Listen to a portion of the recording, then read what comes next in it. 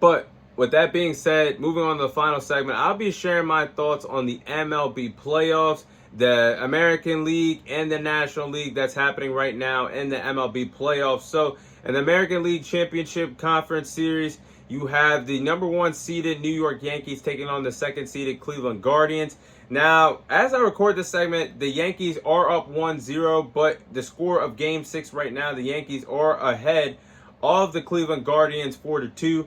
But Game 1, when the Yankees won that ball game 5-2, it was all the New York Yankees offensively to help them win this game, Game 1 in New York. I mean, Juan Soto used his playoff experience to hit a home run early to get the Yankees going. He's a former World Series champion with the Washington Nationals a few years ago. They even had signs in New York with paychecks of paying Juan Soto up to $600 million.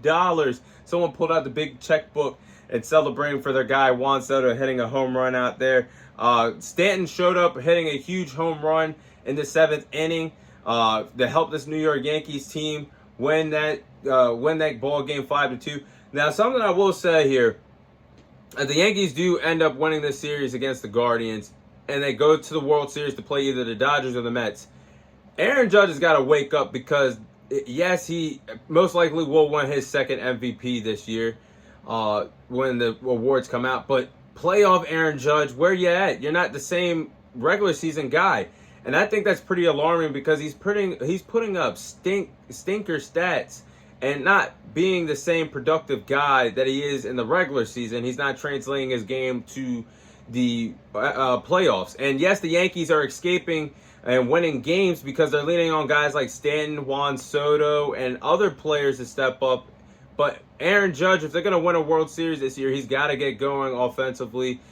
Hitting sacrifice flies to get the scoring runs and RBIs, that's not good enough in my opinion. So Aaron Judge got to show me more. He's got to be more effective at the plate to help this New York Yankees team win their first World Series since 2009.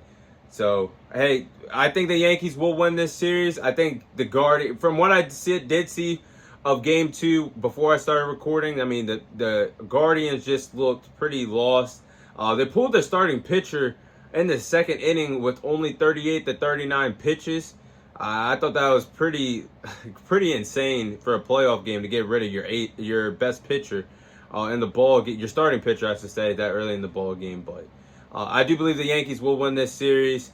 I'm gonna go with the Yankees winning I'll say in 6 and advance to the World Series.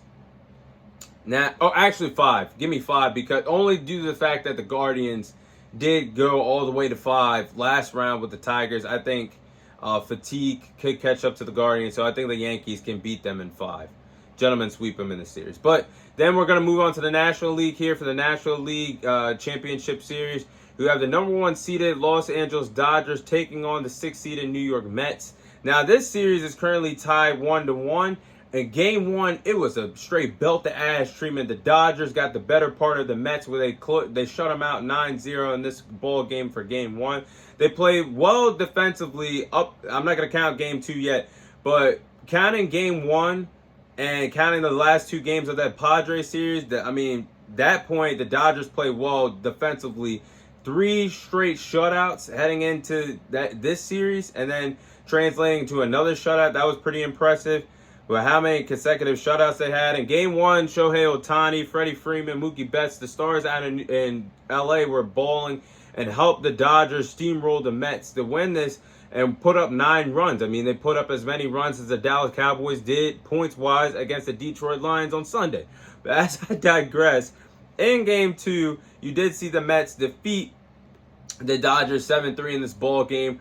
And the Mets set the tone early after getting the shutout in Game 1 against the Dodgers. I mean, Ventos set the tone early, hitting that huge grand slam to get the Mets going. They jumped up.